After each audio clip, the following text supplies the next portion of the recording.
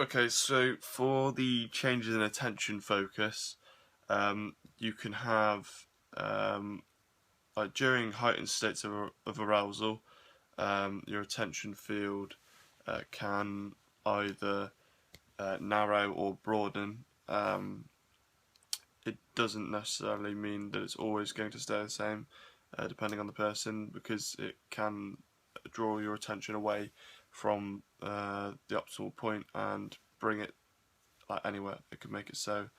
Um, for example, in a game of football, you're going in for a tackle at an optimal point. You'd be thinking, right, I've got to think of where my position is, where his position is, how I'm going to get that ball. Um, Obviously, I want to make sure that once I've got the ball, I want to know what I'm going to do with it as soon as I've got it. If you were too highly aroused and too excited, you might think that, say, if your senses had been narrowed down, it might be narrowed down just to the person itself. You won't be thinking about yourself. You'll be thinking about the opposition, and you just want to tackle that player. You really want to get him down, but you're not really thinking about what you're going to be doing after that and what else you can do in your position.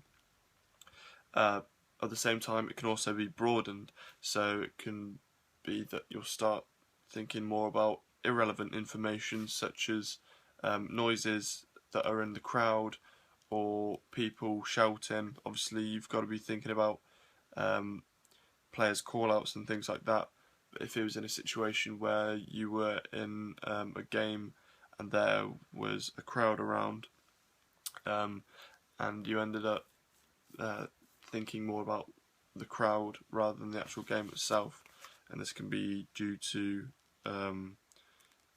too much arousal and stimulation going on, which will then lower your performance.